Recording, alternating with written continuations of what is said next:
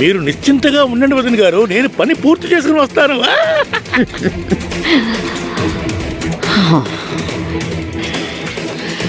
ఇప్పుడు చూడు సఖు, ఈ ముక్కెర నీ మెడకి ఉరితాడుగా మారుతుంది. నేను గొప్ప మేధావిని, అనుభవజ్ఞుణ్ణి. అందుకే కదా అందరినీ ఎదిరించి మాట్లాడుతూ ఉంటా. నేను ఏ సంకేతాన్నైనా ఇట్టే అర్థం చేసుకుంటాను. ప్రేతాత్మలు వేసే ముగ్గుల గురించి, కుంకుమ బొట్టు గురించి, ముక్కెర గురించి తెలుసు. దుష్ట కార్యాలు చేసే ఆ ఘోరీ స్త్రీ ఈ ఊళ్ళో ఉంది. నాకు తెలుసు, బాగా తెలుసు.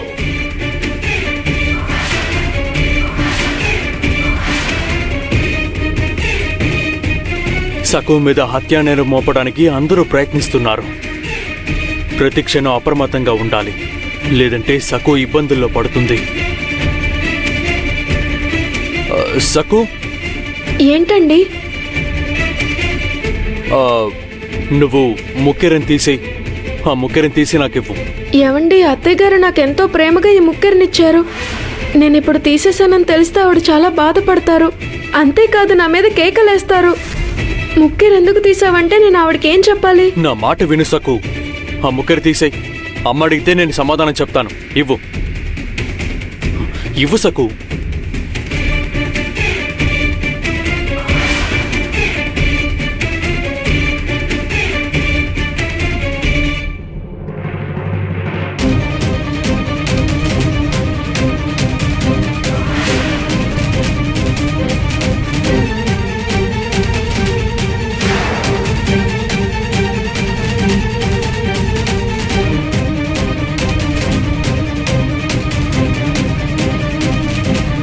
పొదసకు.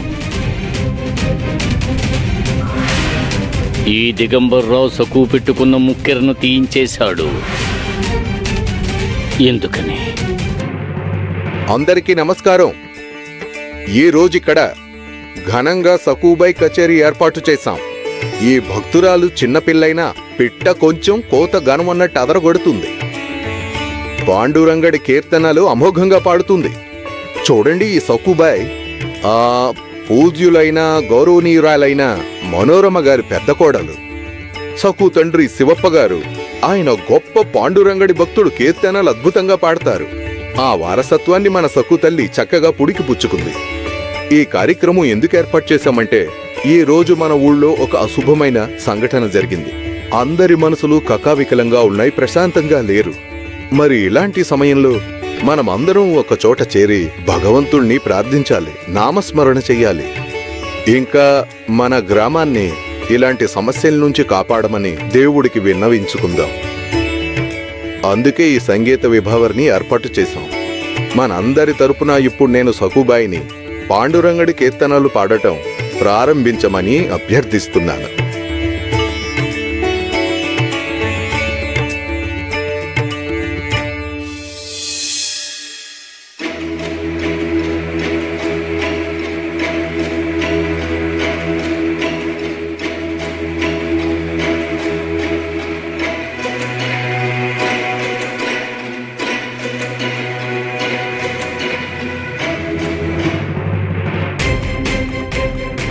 మహమ్మారి వేసిన పథకాన్ని సకు వాళ్ల పాండురంగుడు విఫలం చేసేశాడు. సకు ముక్కెర పెట్టుకోలేదు. ఇప్పుడు నేను వీళ్ళందరి మనసుల్లో ఏమి నింపాలి? మహమ్మారి తిక్క కుదిరింది. అసలు మహమ్మారి స్వయంగా ఇక్కడికి వస్తే సరిపోయేది. ఎప్పుడు చూసినా పాండురంగుని దూషిస్తూ ఉంటుంది. ఇక్కడేమో కోడలు కీర్తనలు పాడబోతోంది. ఆవిడ వంశోద్ధారకుడు దిగంబర్రావు గారు తాళాలు వాయించబోతున్నాడు. వదిన కష్టపడి వేసిన పన్నాకం బోడుదలు పోసిన పన్నీరయింది. ఏమిటండి, ఎందుకు పగలబడి నవ్వుతున్నారు? అరే, తను మా కోడలి పిల్ల, చూసి ఆనందపడుతున్నాను. కానీ అదేంటంటే కీర్తనలు పాడేటప్పుడు ముక్కెర ఉండాలి కదా. నువ్వేమంటావు? అదేంటంటే అయ్యగారు, కీర్తనలకి ముక్కెరికి సంబంధం ఏంటండి? మీ కోడలు మీ పిల్ల, ఆ విషయాలు మీరు చూసుకోండి. మేము కీర్తనలు వినడానికి వచ్చాం. చెప్పండి. పుండలిక వరదే శ్రీ జ్ఞానదేవ్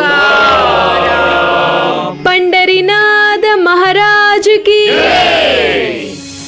బాబాగారు, నాకు సహనం నశిస్తోంది. అందరూ సక్కుని తెగ మెచ్చుకుంటున్నారు. ఇప్పుడు ఈ ఊళ్ళో తన చేత కచేరీ పెట్టించారు. అది వింటే అందరూ దాన్ని పొగుడుతారు.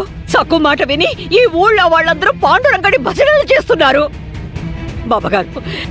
బాబాగారు, నాకు చాలా బాధగా ఉంది. ఎందుకంటే మీరు నాకు తోడుగా ఇక్కడ లేరు.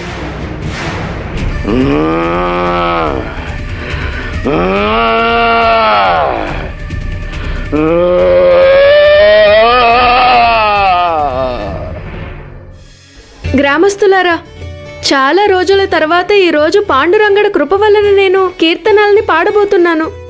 మీరందరూ నన్ను ఆశీర్వదించండి. అద్భుతమైన కీర్తనతో కార్యక్రమం ప్రారంభిద్దాం. నాకెంతో ఇష్టమైన కీర్తన్ని ఇప్పుడు పాడుతాను. విఠలేశ్వరుడే నాకు సర్వస్వం, ఆయన వెంట గోవుల మంద ఉంటుంది. ఇది జనాబాయి గారు రచించిన కీర్తన.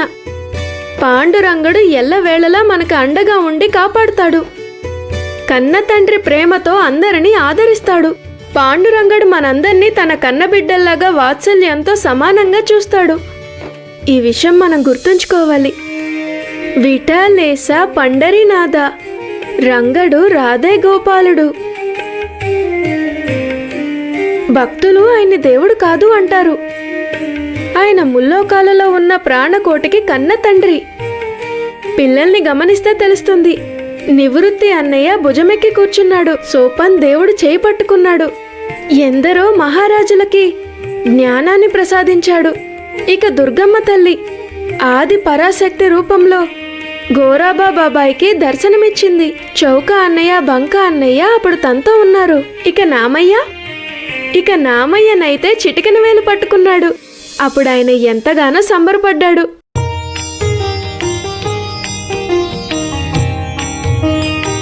विठ्ठलेश पंढरीनाथ येदो नंद माधवा, विठ्ठलेश पंढरीनाथ येदो नंद माधवा.